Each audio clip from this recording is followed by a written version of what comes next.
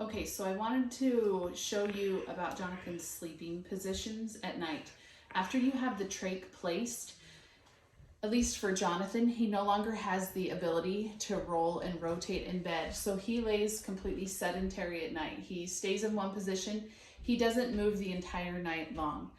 When we first started with ALS, I didn't even know if that would be possible, but we've been able to do it for the last 2.5 years of him laying in the same position, and he has no bed sores at all. So Maggie, come this way just a little bit.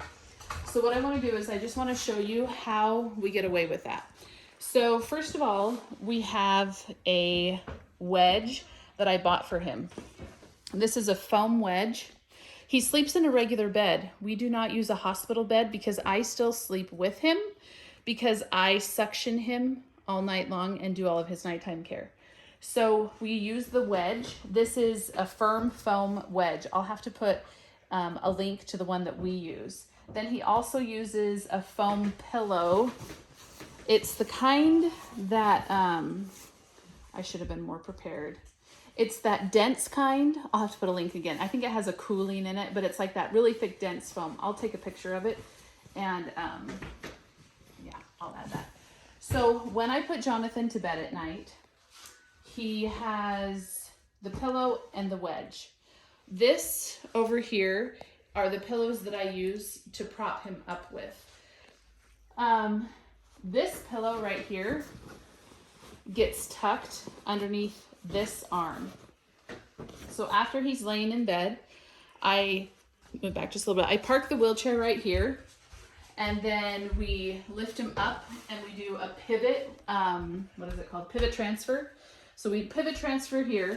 Then he still has enough leg room that you can like bum scoot him up. You have to bum scoot, bum scoot, bum scoot, bum scoot, bum scoot, bum scoot. And then I grab him and I rotate him up into bed. Then I actually have to climb into bed and straddle over the top of him to get his hips over. It's kind of acrobatic in nature. Okay, this is his arm pillow. His arm comes down like this and his fingers curl around it. Then he uses 2 pillows underneath his knees. So I do one pillow all the way up to his bum cheeks, and then a second pillow I put like this to accentuate the arch bend of his knees. Then to prevent his heels from rubbing, I roll a blanket.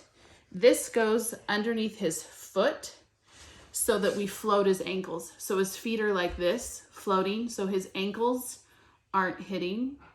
Then we do another pillow at the end of the bed that supports his feet. So if my hands are his feet, they kind of rest like this. I'll take some pictures of him while he's laying down so that you can kind of get a feel for what it looks like. So his feet are like this.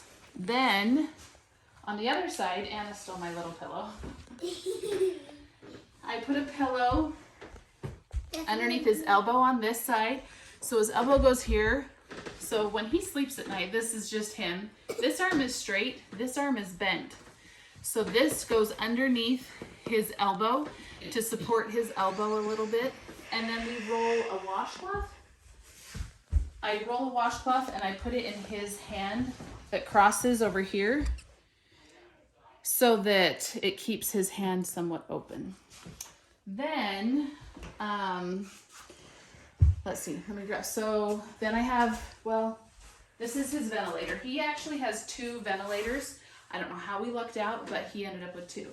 One of them we leave attached to his wheelchair. The other one we put on this nighttime stand with a suction machine. So what I did is I took these, what are these called?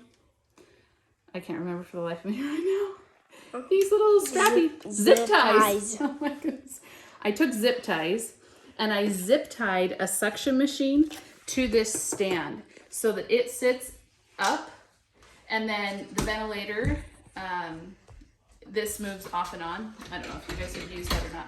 So this is the ventilator, my second ventilator. This is my bedtime stand. So what I do at night is I push this up like this, and then I attach the ventilator to him. I also have this pillow that actually supports the tubing. So when he's in bed, this goes over the tubing to attach to him. This supports the tubing so that it doesn't pull on his trach. So that's tubing support. So when I'm laying in bed at night, I can reach over and hit this suction machine, and I can suction him from the other side of the bed. So that enables us to still sleep together, and it enables me to not have to wake up and come around and suction him. But I do, when he has to use cough assist at night, I do have to get out of bed and walk around. So the cough assist machine I set up, the cough assist machine I just set up right here, so then I have to come around because then you have to do cough assist and suctioning and rotate between the two. So that one does require me to get out of bed. But otherwise, I'm able to just lay in bed, reach over, turn on suction. I can do oral suction. I take off the tubing. I attach it to his inline suction on his ventilator and suction that. The oral suction, I found, these are one of the suction canisters. I just put a towel inside of there, and that's what I put my oral suction in, because you'll get saliva in it that drips all over and makes a mess. So I just keep my oral suction in that little basket so it's there all night long, because we use it all the time. His eye gaze, I'll just roll that over really fast. This is his eye gaze computer. So when he goes to bed at night, he has one eye gaze that's on his wheelchair and another eye gaze that he uses at night.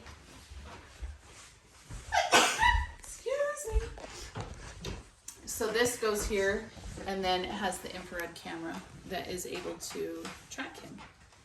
So that's just a little bit about how we set him up at nighttime. I'll take some pictures of him when he's in bed using all of these things, but I didn't want to try to make a video in the process of transferring him because it's cumbersome, it's challenging for him. And it's a school night. It's a school night. All right, so that's how we enable him to lay in the same position all night long for the last 2.5 years, and we have never had a single bed sore. It also enables us to still sleep together, which for me, I absolutely love still sleeping next to him. Some nights are better than others, to say the least, but the last few months he's been in a really good routine where he hasn't had to have a lot of suctioning during the night. So I have felt like it's been very manageable. There have been times where his care at night has been extraordinarily challenging, and I've cried because he's been so tired. So we've had a little bit of both, but okay, that's nighttime.